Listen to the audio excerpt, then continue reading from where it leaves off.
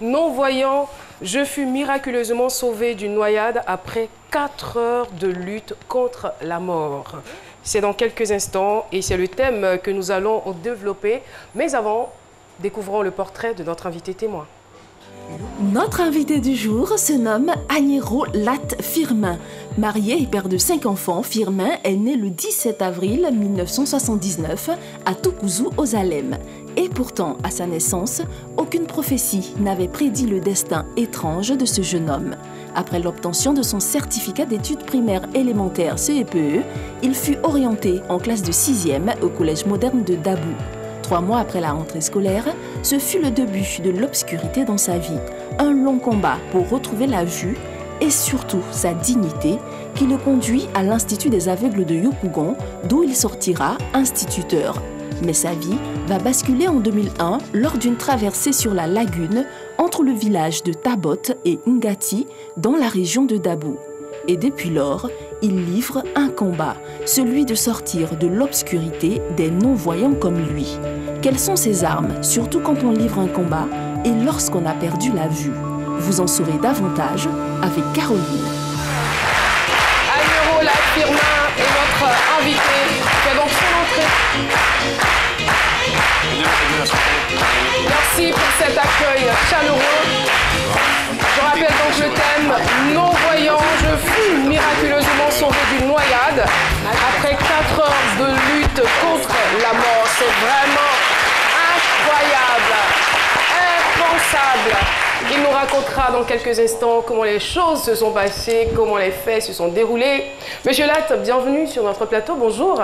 Bonjour, merci. Tout va bien? Très bien. Très bien, d'accord, ça marche. Ça. Il y a la pêche. Hein? Oui.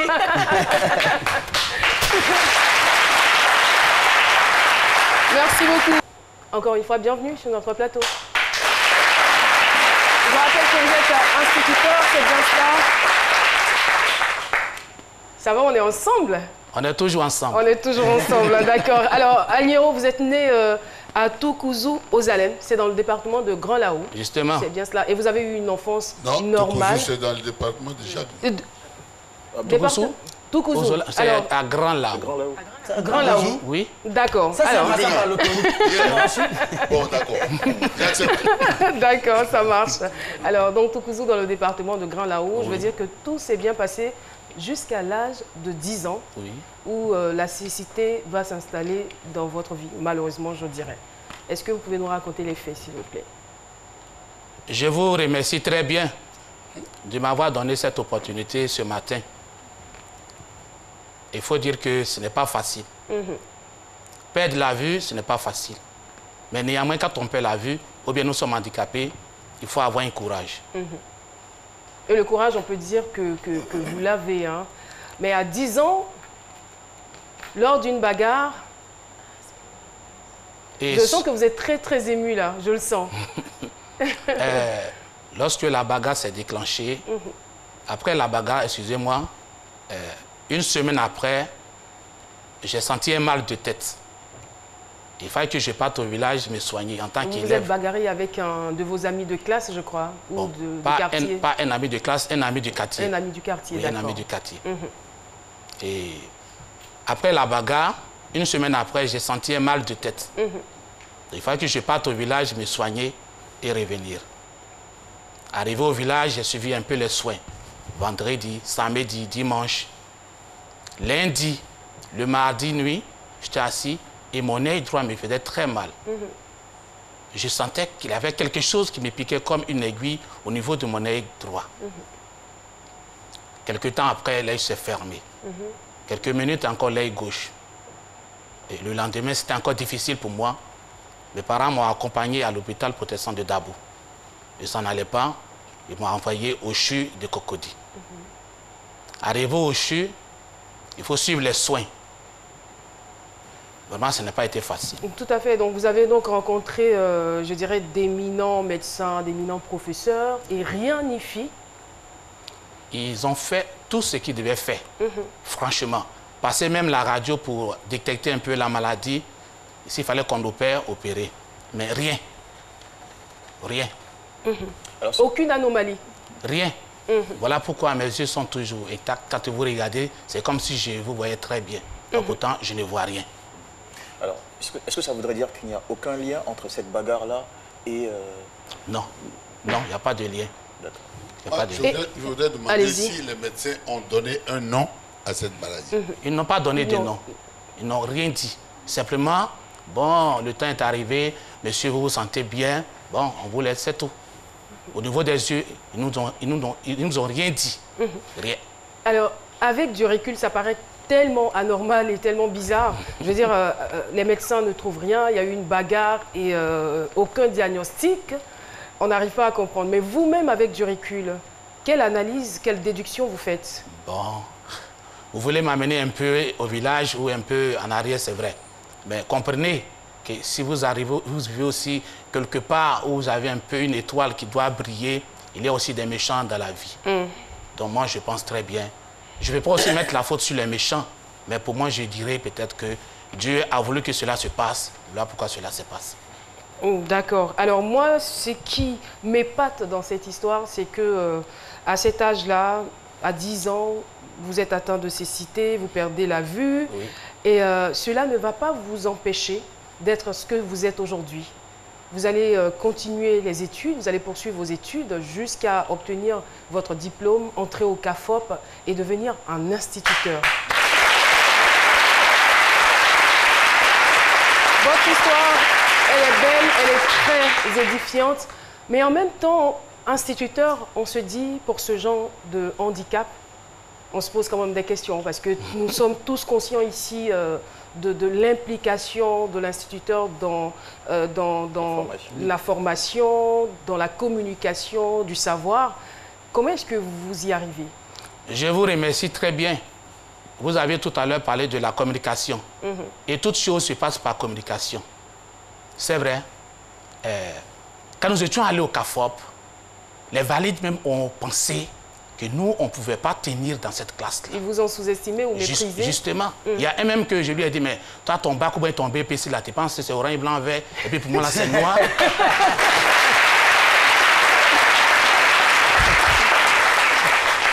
Je lui ai dit, mais si tu es dans le même CAFOP avec un avis, tu ne veux pas savoir que lui, là, il a la tête. La communication. Quand le professeur entre dans la classe, il va faire son cours. Tu es assis et tu écoutes attentivement. Et tu prends la note avec ton poinçon, plus la tablette et la feuille. C'est la seule différence. Et nous vivons avec la communication parce que le non-voyant fait beaucoup attention quand on parle ou bien quand je parle. Les autres sens sont très développés. C'est tout. Parce que je ne vois pas. Si je passe mon temps à bavarder, ce qui se passe autour de moi, est-ce que je saurais ça? C'est très difficile. Mais avec les enfants, pour la transmission du savoir, comment ça se passe? Mais écoutez, je suis éducateur, n'est-ce pas? Tout à fait. Donc, je suis obligé d'inculquer une certaine connaissance au niveau de mes enfants. Et dire non, ne fais pas ça, parce que je reconnais la voix de mes enfants. D'accord. Voilà. Ça, c'est au niveau de la famille. Le cadre familial. Est-ce que vous êtes dans une classe avec des élèves? Oui. On sait que l'instituteur, c'est vrai qu'il enseigne, mais après, il y a des, comment on appelle ça, les feuilles à corriger, il y a le suivi aussi du travail de chaque élève. Est-ce que vous avez un assistant qui vous aide? Merci bien. Il n'y a pas d'assistant. Les enfants sont des non-voyants. Chez nous, alors, il faut faire du corps à corps. La tablette est là. Tu donnes un devoir, un exercice à l'enfant. Tu es obligé de faire sortir la feuille, toucher, voir les fautes et dire à l'enfant qu'ici, tu as fait une faute. Le braille. Oui, par le braille, oui, justement. Braille, ouais. Voilà, par le braille. Si je comprends bien, vous avez des élèves non-voyants. Des élèves non-voyants. Ah oui, d'accord. Des élèves non-voyants. Mais excusez aussi parce que l'enseignement qu'on donne aux enfants là-bas est pareil comme les autres. Nous sommes d'accord. Parce qu'il y a d'autres qui se disent, il y a l'école des aveugles et puis il y a l'école des voyants. Non. En fait, on dit institut parce que là-bas, c'est un lieu, c'est un internat où nous, on dort et maintenant, on peut aller tranquillement à l'école. Quand j'avais repris les cours, j'étais au collège moderne de Yopougon. J'ai quitté l'institut pour aller à l'école de l'autre côté. Je marchais avec des camarades voyants.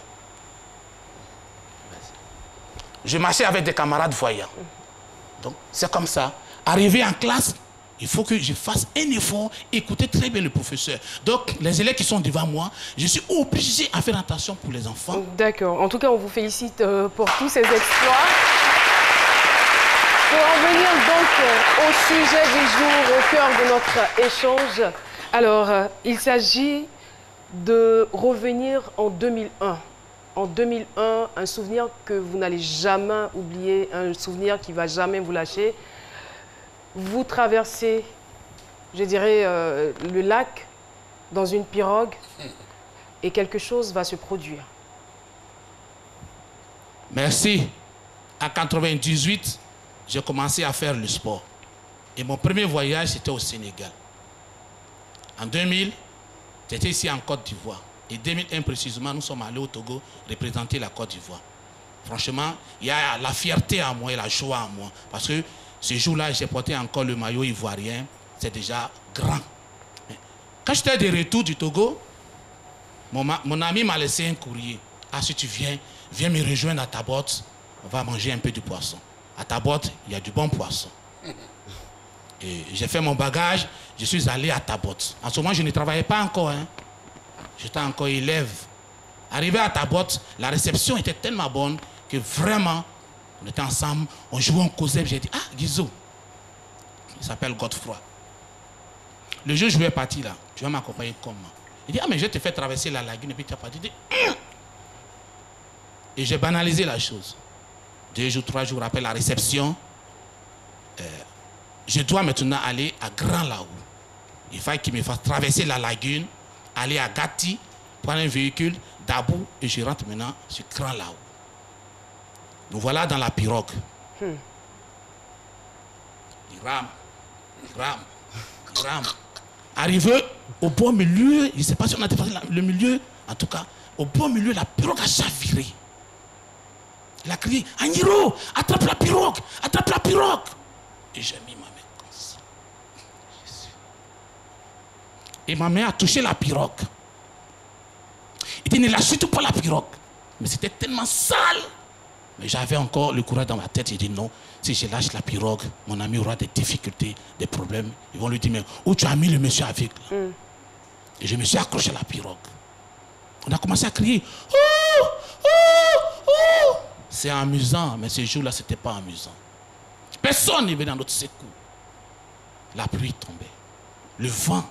C'était difficile. Ah, mais c'est quoi ça? Qu'est-ce qui m'arrive aujourd'hui?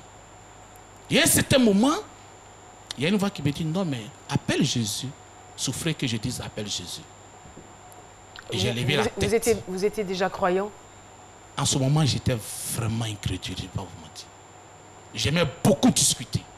Parce que quand j'avais perdu la vue, j'ai dit, mais si Dieu est là, pourquoi ces gens-là m'ont rendu aveugle?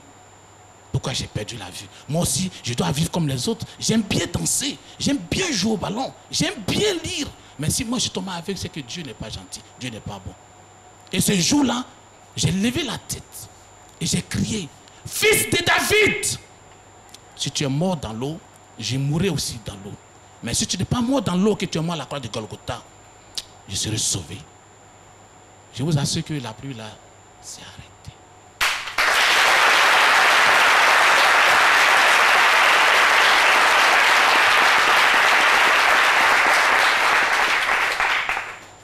Mon ami a commencé à sentir, c'est comme on attrapait ses hanches là, sa hanche. Agniro, on dirait que quelqu'un a attrapé ma hanche, il était imbécile là-bas, là-bas. Tu n'as pas dit, tu ne crois pas un truc comme moi? Quelques temps après, chez moi. Je vous assure que j'avais la force. C'est comme si quelque chose était en moi. Mon ami jette un regard derrière lui. Les gens venaient la pirogue, les villageois venaient assis. Les gars venaient assis. Il m'a dit, ah, les villageois arrivent. Il dit, ah Seigneur, qu'ils viennent vite. Qu'ils viennent vite. J'étais fatigué, 4 heures. Mais justement, au niveau de l'heure, il y a un souci parce qu'on se dit, est-ce que vous aviez, vous, en ce moment, la notion du temps? Comment est-ce que vous arrivez à savoir? Avant qu'on ne parte, j'ai demandé l'heure à mon ami. Il était quelle heure? Il était quelle heure? Il m'a dit midi. À votre midi. départ, il était midi. Justement. D'accord. Et donc, quand la séance s'est passée, l'événement s'est passé, j'ai demandé, mais il est quelle heure? 16 heures. On dit, ah, il est 17h15. Il dit, Seigneur. Ça, c'est quand les villageois sont venus à votre secours. Justement, quand ils sont venus nous chercher à notre secours, que nous sommes sortis maintenant de l'eau, j'ai demandé, mais il est quelle heure? Il est 17h. Je suis resté dans le camp 4 heures. 4 heures.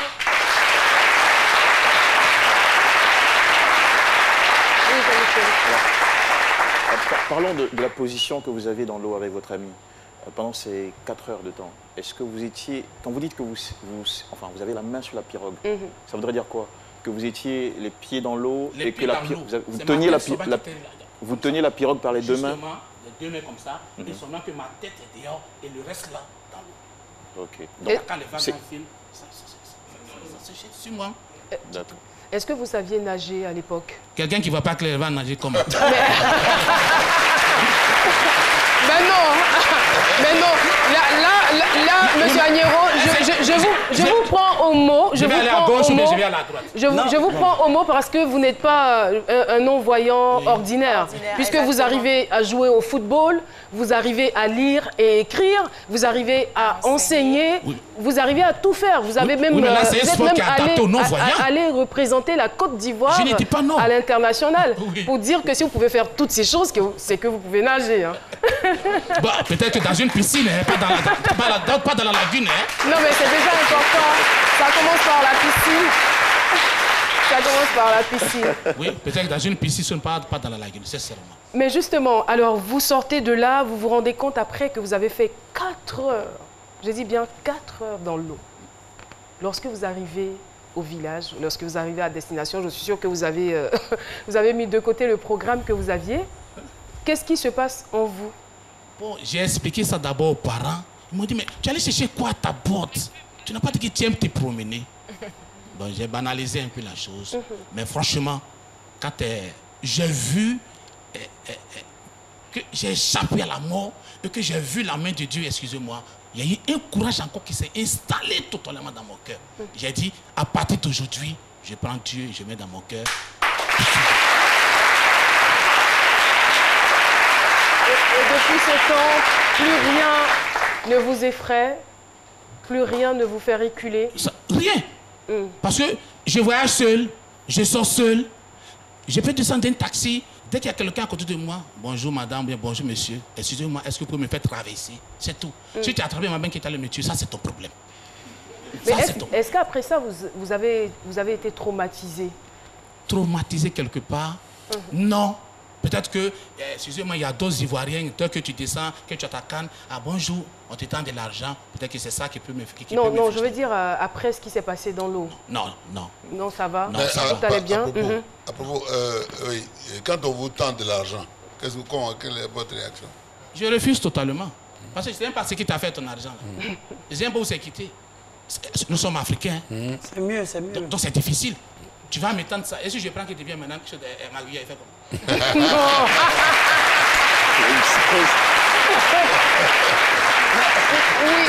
voilà, l'échange n'est pas encore terminé. Il est très intéressant, il a le sens de l'humour. Un sens de l'humour qui nous le dit. En tout cas, Agnero, on est vraiment très content de vous recevoir sur le plateau de ce midi. Et vous vous êtes rendu compte que ce qui s'était passé relevait donc du miracle. Et depuis lors, votre foi s'est accrue. Alors, la question que j'aimerais vous poser est relative aux activités que vous avez, parce que depuis 2018, vous êtes à la tête d'une association. Vous êtes donc le président de l'association des non-voyants des Grands Ponts. C'est bien cela? Oui, c'est ça. D'accord. Essayez de nous expliquer ou de nous en dire plus sur la mission de cette association. Je vous remercie encore. Je vous en prie. Quand j'avais perdu la vue, je n'avais même pas un espoir dans le cœur. C'était très difficile. Je me posais beaucoup de questions. Qu'est-ce que j'allais faire? Qu'est-ce que j'allais devenir? Une fois, il y a un ami même qui m'a dit, mais Firmin, il faut te tuer. Tu as fait quoi encore? Je lui ai dit, non, mais si je suis non-voyant, Dieu sait pourquoi je suis non-voyant. Un jour, je disais...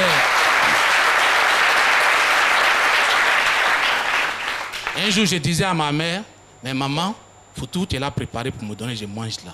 Si tu meurs là, moi-même, je vais faire quoi? Et je lui ai dit ça en Adjikrou. Elle m'a dit, non, je ne vais pas mourir vite. Tu vivras, moi-même, je vais vivre et je vais m'occuper de toi. Et encore un autre jour, ceux qui achètent les sabarakolos, il y a un qui est arrivé à la maison, il a mangé un peu la bouillie et il disait à ma mère, non, il t'a dénini, abena barake. Il a dit, mais mon baralou, benake. Alaka dit à ma baralou, il dit, non, tu vas baralou. Quelques mois après, mon pot est venu nous trouver au village. C'est là qu'il m'a dit, il y a une école qui est à Yopougon.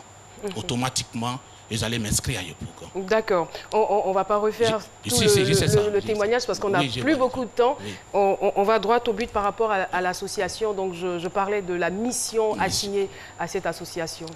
C'est pourquoi je suis venu un peu en arrière.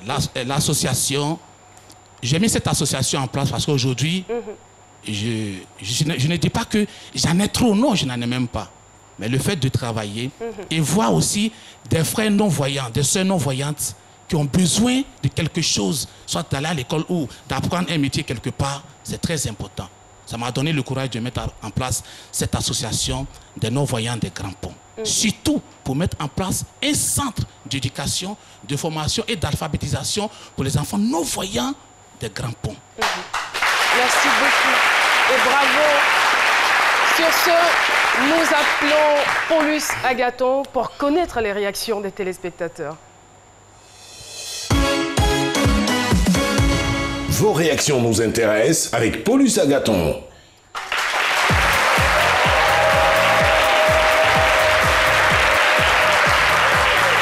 Alors, Paulus Agathon, comment les téléspectateurs réagissent? Bonjour Caroline, bonjour à toutes, bonjour à tous. Une petite scène assez rapide. Alors les téléspectateurs, on va dire dans l'ensemble, il y a pas, enfin on a quand même une question. Voilà, Marie-Ange Kwame. Elle demande, est-ce que c'était votre première fois d'emprunter une pirogue? Je veux dire, vu votre état, est-ce que vous n'avez pas eu peur? Vous auriez pu emprunter d'autres moyens? Ce n'était pas ma première fois. Ma première fois, j'étais à Grand là où je partais, encore à Tougouzou, chez Papa Nouveau. Et par Azagné, j'ai emprunté, j'ai emprunté la chose de la pirogue. Mais là, ce n'a pas été ce même cas-là. Et c'est ma deuxième fois, et maintenant ce problème-là est arrivé. C'est tout. Est-ce qu'il y aura une troisième fois? Jamais. Belle question. Yves Ngoran, il dit 4 heures de temps. 4 heures, c'est pas 4 minutes, hein. Ce qui on remercie le bon Dieu, ça là, c'est pas évident pour tout le monde. Il dit un non-voyant lutter pendant 4 heures du temps avec la mort avant d'être sauvé. Je suis particulièrement étonné, mais il dit pas étonné simplement, il dit je suis étonné d'être étonné. Il dit vraiment vous êtes un miraculeux, un miraculé. Voilà, je m'en sors. Et vraiment si Dieu vous a sorti de cette situation, c'est qu'il a d'autres plans pour vous. Je vais terminer avec le message de Lucien Gérard Agualay. Il dit en tout cas beaucoup de courage à vous. Je me souviens, moi je ne suis pas non-voyant, mais M. Agnero et certains de ses camarades non-voyants ont marqué notre promotion du CAFOB de Dabou 2003-2004. En tout cas, félicitations à vous.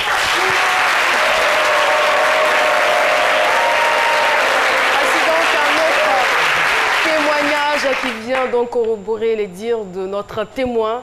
Et ça, ça nous réconforte, ça nous conforte dans notre position. Voilà. Il y a eu un courant d'émotion tout à l'heure lorsque vous avez mentionné le dernier commentaire. C'est cela.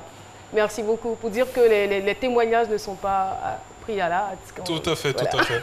Et donc, Caroline, c'est avec ce message que moi je vais vous laisser. Rendez-vous demain, toujours à la même heure. Oui, déjà. Ouais. Bah, parce que, comme d'habitude, vos réactions nous intéressent. Merci beaucoup, Paulus Agathon.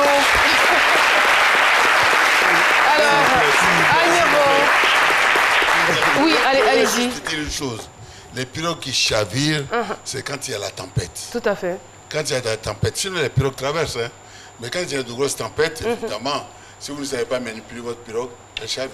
Et ça, il y a eu beaucoup de cas comme ça. Merci beaucoup. Là, sa particularité, c'est qu'il est non-voyant.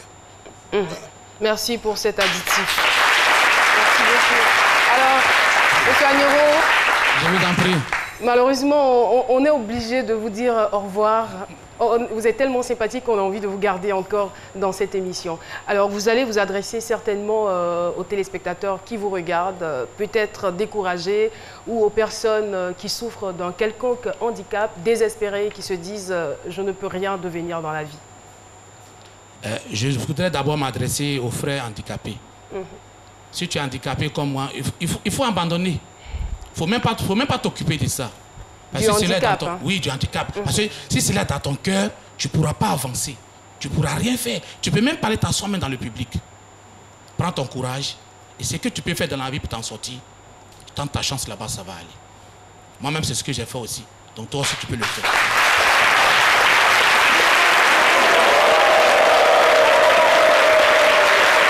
Merci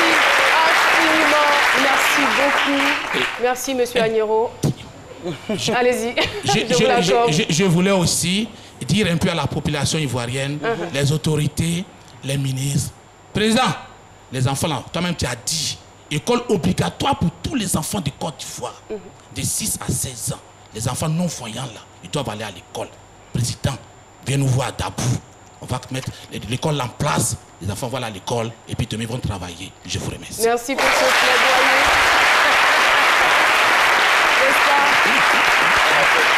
Que tous les enfants ont droit à l'instruction et à l'éducation. Merci beaucoup. C'est donc sur ces mots que nous allons clore ce chapitre des appels à témoins. Et vous pouvez toujours nous appeler au 22 01 0000 pour participer à cette émission. Je vous le rappelle, c'est gratuit. Pour passer à ces midis, c'est toujours gratuit.